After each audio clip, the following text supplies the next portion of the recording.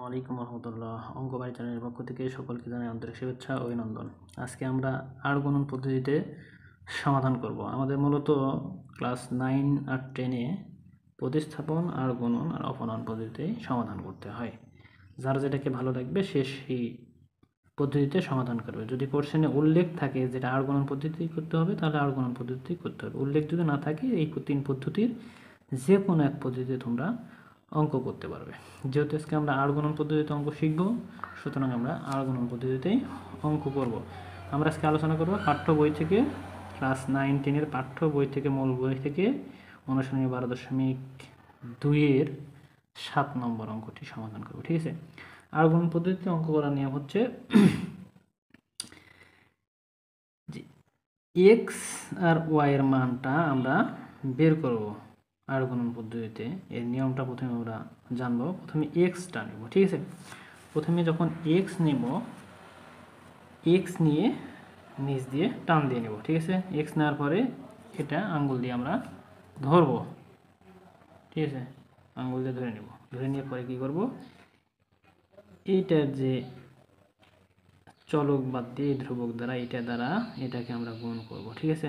তাহলে এটা গুণ এইটা, তাহলে 3 গুণ 5। সূত্র থেকে এখানে একটা 5 বিয়োগ আসবে। ঠিক আছে? বিয়োগ দেওয়ার পরে আমরা এই কোণাকুণি গুণ করব, এইটা গুণ এইটা। ঠিক আছে? দিলাম ডিটেলস, এই অঙ্কটা করে দিলাম। ঠিক আছে?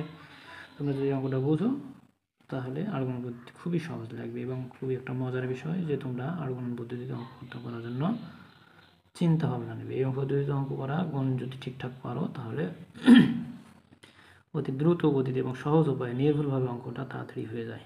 ঠিক আছে? তাহলে এটা তো বুঝতে পারলে এক্সের মানটা কীভাবে নিলাম। যখন ওয়াই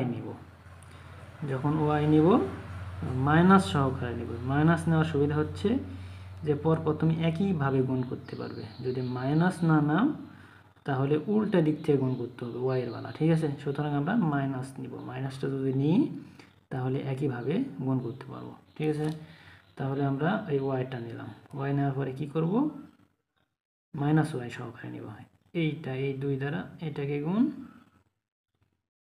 এই 4 দ্বারা এইটাকে গুণ। তাহলে 2 গুণন 6 বিয়োগের সূত্রের বিয়োগ। ঠিক আছে? তারপরে আমরা পাবো 4 গুণন 5 ইকুয়াল টু, যার সাথে চলক নেই সেইবার যখন আমরা নেব এর মধ্যে 1 নেব। ঠিক আছে? এতে কিছু নাই, মানে একটা 1 কমন আছে। আচ্ছা, 1 কমনটা আমরা বুঝি না। যদি কনস্ট্যান্ট আমরা যদি পাই তাহলে সেই ক্ষেত্রে আমরা কি নিব, 1 নিব সকল ক্ষেত্রে। তাহলে 1 যখন নিব তখন এটার বেলা আমরা এদিকে গুণ করবো। এটা দ্বারা এদিকে, এটা দ্বারা এদিকে, এটা দ্বারা গুণ করে তারপরে মাইনাস সূত্রে মাইনাস, এটা দ্বারা এটা গুণ করে রেখে দেবো। ঠিক আছে?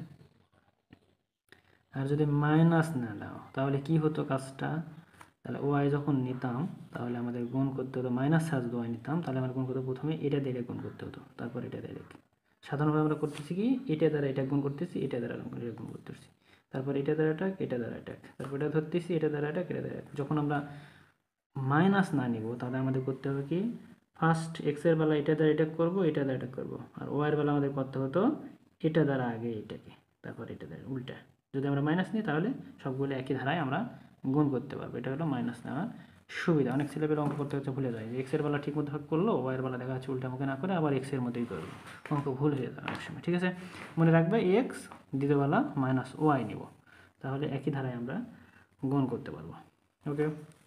তারপরে কিছুই করি নাই, কাজ করে ছেড়ে দ্বারা গুণ করে এটা হয়েছে মাইনাস 5 7 35, এটা দ্বারা শুধু গুণ করে রেখে দেওয়া হয়েছে। ঠিক আছে? তারপরে আমরা কি করছি, যোগ বিয়োগ করছি। 35 থেকে 18 যদি বিয়োগ করি, বড় সংখ্যার আগে মাইনাস, এই জন্য মাইনাস 17। তাহলে এটা বিয়োগ করার পরে 12 থেকে যদি মাইনাস 20 বিয়োগ করি তাহলে মাইনাস 8 হয়। ঠিক আছে?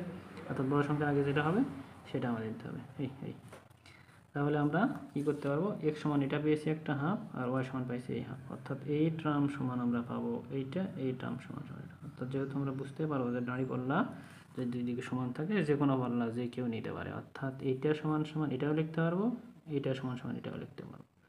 আমার যেহেতু এটার দরকার নাই, আমাদের যেহেতু এক্স ওয়াই একবারে নিব না, এক্স এর মানের দরকার, তাহলে এক্স সমান সমান একবারে নেব, যখন ওয়াই এর মানের দরকার তখন এটা সমান সমান আমরা নিয়ে নেব। তাহলে আমরা লিখে দিই, সুতরাং এইটা সমান এইটা। ঠিক আছে? লিখে দিলাম। তারপরে অথবা আরেকটা কি লিখতে পারবো, এই টার্ম সমান সমান এটা লিখে তাহলে এখান থেকে সাধারণ নিয়মে সমাধানের নিয়মে সমাধান করব। গুণ করে দাও 2x -17, তাহলে x রাখলে -17 নিচে 2।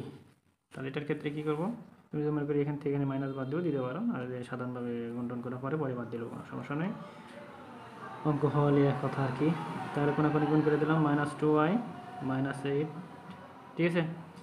তারপরে ওয়াইটা এভাবে রেখে দিলাম, -2 দ্বারা ভাগ দিলাম, এটা যদি কেটে দিই আমরা মাইনাস মাইনাস আউট 4 2 9, ঠিক আছে। তাহলে আমরা পেয়েছি x এর মান -17 নিচে 2, y এর মান 4। তাহলে অতএব নির্ণয়ের সমাধান x y এটা। তাহলে আশা করি অঙ্কটা বুঝতে পেরেছো তোমরা যদি মনোযোগী হও তাহলে অবশ্যই অঙ্ক শিখতে পারবে।